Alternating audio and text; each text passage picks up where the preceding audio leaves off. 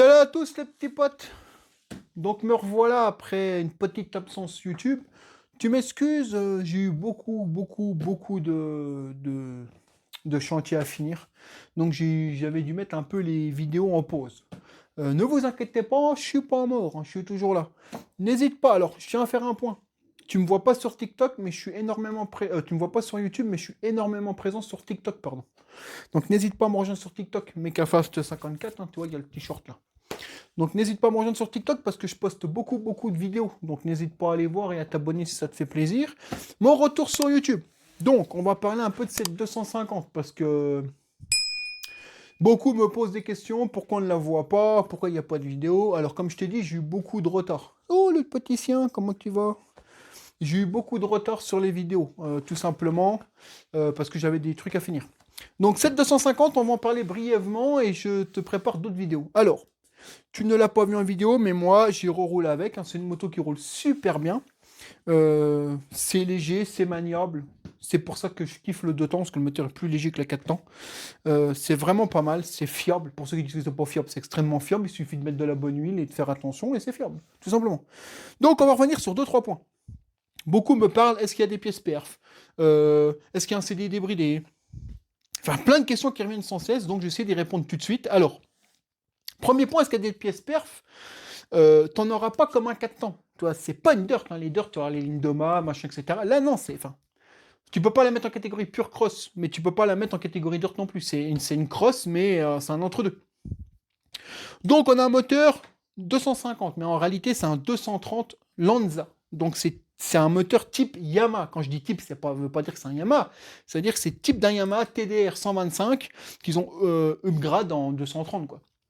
Donc, c'est un moteur qu'on retrouve pas mal de similitudes avec les moteurs de TDR. Donc, c'est ultra fiable. Il n'y a aucun problème là-dessus. Est-ce qu'on trouve les pièces? Bien évidemment. Cylindre, piston, vibroquin, embrayage, pompe à eau. Tout ce que tu veux, tu trouves tout. Maintenant, est-ce que tu trouves des pièces performance? Alors, moi, j'en ai déjà reçu. Je ne peux pas t'en parler maintenant parce que j'ai pas encore fait les tests, mais j'ai déjà reçu culasse à plot de compression, boîte à clapper. Qu'est-ce que j'ai reçu d'autre encore? Le CDI, j'en ai un à tester, mais comme je vous le dis, je vous donne pas les liens maintenant tant que j'ai pas validé les tests. Je vais pas vous faire dépenser des sous inutilement. Là, la culasse, c'est tout de suite 150 balles. Le CDI, c'est une centaine d'euros. L'admission, on va dire, c'est une centaine d'euros. Enfin, on peut l'upgrade, c'est pas le problème. Mais avant de vous dire acheter, je vais tester. Je vais pas vous faire acheter des pièces qui ne fonctionnent pas. Un 2 temps, c'est pas un 4 temps. Il y a des fois, certaines pièces, tu vas les monter, ça marchera même moins que ce qu'il y avait dessus d'origine. Beaucoup me posent la question. Ouais, d'origine, elle marche bien, mais voilà. Alors, on a un petit. Enfin, c'est pas un problème, mais il faut le savoir. D'origine, cette moto, quand elle est livrée chez vous, elle est beaucoup trop riche. Qu'est-ce que ça veut dire? Ça veut dire que quand tu la démords, qu'elle fume, c'est normal. Moi, je mets toujours un peu plus d'huile, c'est normal. C'est un 2 temps, ça fume, c'est pas grave. Euh, le problème, c'est que le gicleur principal là-dessus est beaucoup trop gros. Quand je te dis qu'il est vraiment beaucoup trop gros, c'est que je pourrais au moins descendre de 10 points. Donc, genre, si c'est un 100, je sais pas c'est un combien dedans, mais si c'est un 110, on pourrait mettre un 100. C'est pour te donner une base, tellement elle est riche. Comment tu vois qu'elle est riche? Parce qu'en fait, quand tu roules avec, elle gratte, elle fait des ratés. Donc ça pourrait être le réglage d'aiguille, mais c'est pas ça. C'est simplement qu'elle est très riche.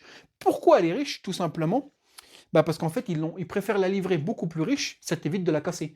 Si tu la livres avec un gicleur un tout petit peu trop pauvre, c'est un 2 temps. Tu la casses direct. Tu vas la serrer net de nœuds, c'est clair. Un 4 temps, ça pardonne. Un 4 temps, tu peux rouler un peu pauvre, ça va te la pardonner. Là, tu roules trop pauvre, tu casses. Donc ils préfèrent, pardon, te les livrer avec des gicleurs beaucoup trop gros, comme ça tu la casses pas. Alors certes, tu perds en perf, hein. Il faut savoir qu'une moto ou un scooter hein, qui est riche à mort, tu peux perdre jusqu'à 3-4 chevaux, hein. Ça dépend vraiment ce qu'ils ont mis en gicleur dedans. Mais tu peux vraiment perdre des perfs. Donc voilà, faut savoir ça. Ensuite, la valve. La valve, moi quand je l'ai reçue, elle n'était pas réglée. J'ai réglé la valve. Le réglage de la valve est très important. Il y en a beaucoup qui disent ouais, il faut enlever la valve. C'est totalement faux. Il faut surtout pas enlever la valve. La valve, c'est ce qui donne du couple à bas régime. En fait, la valve, elle est fermée en bas, ce qui te donne des diagrammes bas, ce qui fait que tu as du couple. Et dès que tu ouvres en grand l'accélérateur, la valve, plaf, elle s'ouvre, tes diagrammes d'échappement augmentent et du coup tu gagnes du haut régime, hein. Il y en a sur toutes les motocross, c'est pas pour rien en fait.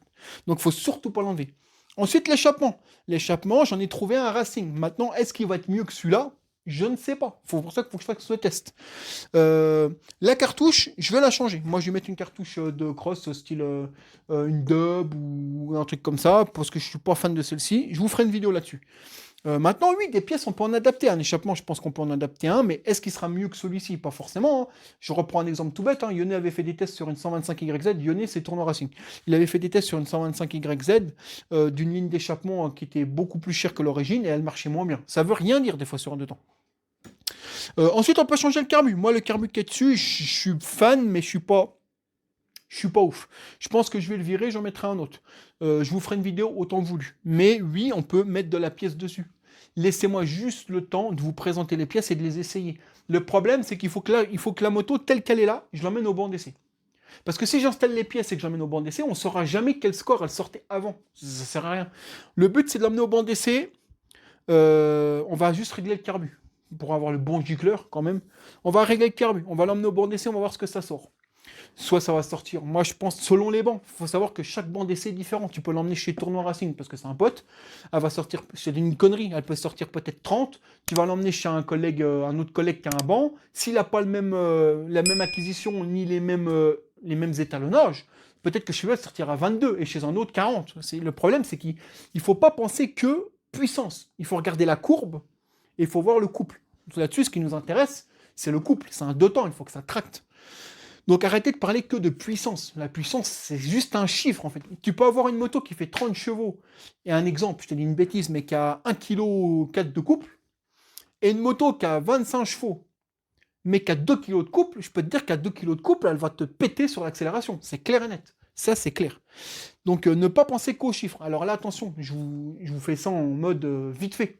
Il faudrait vraiment rentrer dans les détails, mais sachez qu'on va la passer au banc avec le carburant réglé, d'origine. Ensuite, je vais installer les pièces, donc culasse.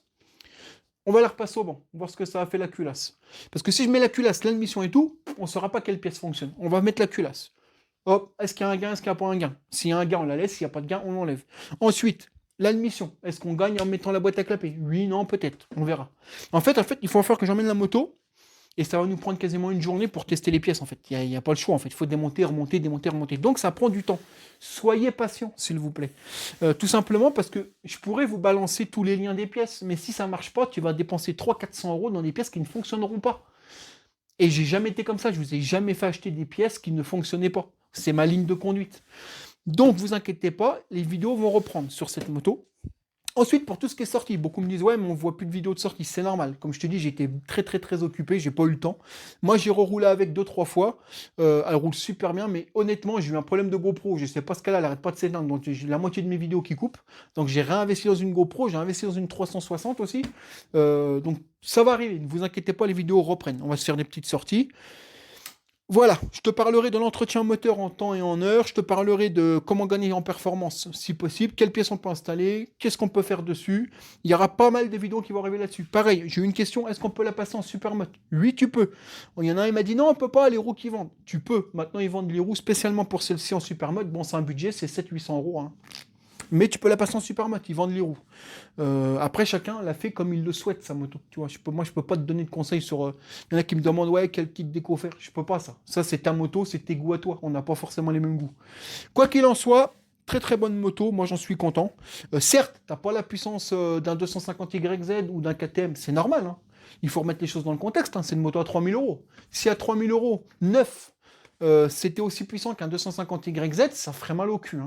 Il faut savoir que là, le moteur est pas mal bridé. Quand je dis bridé, c'est qu'il est pas mal étouffé pour perdre de la puissance, hein, le carbu, etc. etc. Sache que c'est un moteur type, on va dire, type enduro. Ça, c'est un moteur qui peut encaisser à mort. On est sur un piston bisegment. Ils n'ont pas cherché un moteur avec une puissance pure et dure. Ils ont cherché un moteur qui a une puissance, un rapport puissance-fiabilité au top. Tu peux lui en mettre plein la gueule, ça ne casse pas, en fait. Pour la casser, il faudrait vraiment que tu mettes pas d'huile et que tu fasses vraiment le con, quoi. Moi, je lui en mets plein sa race et franchement, ça va. Alors après, on va revenir sur des points. Les pneus sont daubés. Les pneus d'origine, c'est daubé. Mais ça, c'est normal.